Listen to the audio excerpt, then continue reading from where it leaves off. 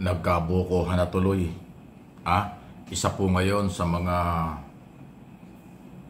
posibleng may katotohanan at galaw. Kaya pala sinisira si Senador Tito Soto, kaya lang masyadong personal ang paninira, ay para mapalitan ito, masira ang liderato at muli matanggal or hindi magpatuloy ang Blue Ribbon Committee na mag-iimbestiga sa mga flood control scam na posibleng masasabit at hindi makapagtatago ang mga Duterte supporters sa Kongreso at sa Senado. At pati yung mga iba pang scam sa ilalim ng Duterte administration ay matutumbok ng tandem ni Ping Lacson at ni Soto bilang Senate President pro tempore at Chairman ng Blue Ribbon Committee. Lumalabas po ngayon na yung paninira nitong si Andres Jose o Anjo Iliana ay bahagian. Ibig sabihin, ginamit ng DDS si Iliana, nagpagamit naman.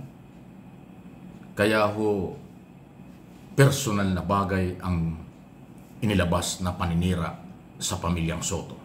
Napakaduming galaw ng politika dito sa ating bansa. Pinipersonal ang mga tao para lang matanggal. Pinipersonal ang mga tao para lang masira. Kahit na wala namang sapat na mga basihan. Kaya ikaw, Andres Jose, magpaliwanag ka, hindi sapat yung iyong sinasabi na ceasefire na kayo. Lumawak at lumaki itong iskandalo na ginawa mo. Damage was done. Doon nga ho sa paninira mo kay Senator Soto. Ngayon, lumalabas, ginawa mo ito para masira at magalit ang taong bayan at ma-justify ng mga Duterte senador para tanggalin ang Senate President. Ikaw ang maaaring pinag-umpisahan nitong isyong ito. Pero hindi po yan magtatagumpay. Kasi hindi naman naniniwala ang mamamayang Pilipino at hindi naniniwala ang majority ng mga senador ngayon na ganyan si Senador Tito Soto, ang kailang Senate President. Naniniwala silang isang magandang halimbawa si Soto sa Senado bilang Senate President at matinong pamilya. Isipin mo yung epekto ng pinagagawa nitong si Anjo Iliana. At sinasakyan ngayon ng mga DDS. Kasi siya pala ay talagang Duterte supporters, Sara Duterte supporters. Kaya niya binabanatan si Tito Soto. At ang kanyang pagbanat ay kung political issue lang, okay lang eh. Pero yung personal na pagbatikos at paninira sa pamilya, hindi ho biro yan. Tapos dinamay pa niya ang Itbulaga na sinasabing mayroong sindikato. So, yan ang dahilan. Nagkadugtong-dugtong na. Hindi lang personal, may politika pa. Pero posibleng siya ay nagamit, ginamit, or nagpagamit. Kaya ngayon ang tanong, libre ba yan? Ayan na ngayon ang dapat mong ipaliwanag, Andres Jose. Libre ba na nagpagamit ka? Libre bang ginamit ka? Abay, ikaw lang makakasagot yan. Iyan na ngayon ang anggulo ng balita sa iyo. Hindi naniniwala yung mga showbiz media o political media diyan sa iyong ginawang yan na yan ay sakripisyo mo o mag-isang ginawa mo.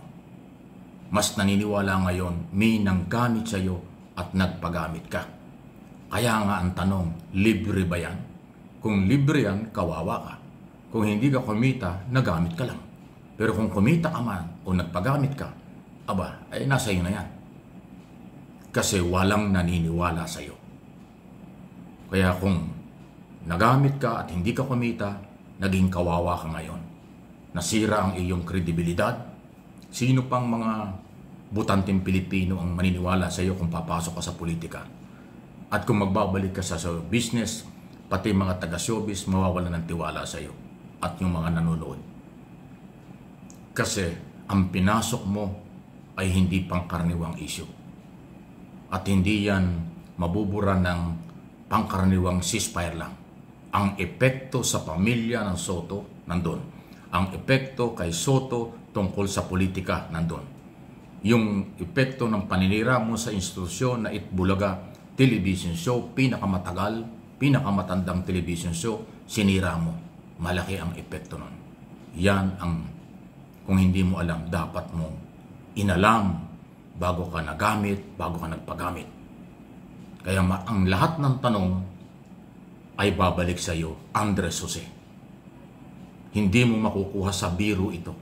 Pag sinabi mong biro lang, hindi pwede. Hindi ka tanggap-tanggap na nagbibiro ka lang. Pasalamat ka at mabait yung mga Soto family.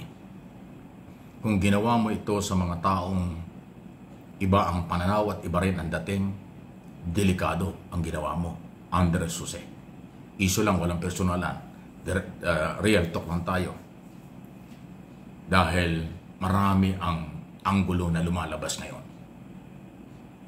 Tatanong ko ulit sa inyo, ito ba ang klaseng tao na sinusuportahan ng DDS? Ganito ba talaga ang DDS? Naghawa-hawa na kayo? Maraming sinasabi, walang resibo. Maraming ginagawa na paninira sa reputasyon ng pamilya at ng politiko.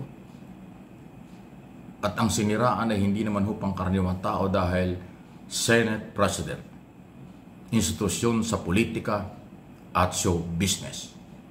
Yan po ang masamang epekto. Kaya wala na silang argumento, wala na silang issue, kung ano-ano na lang.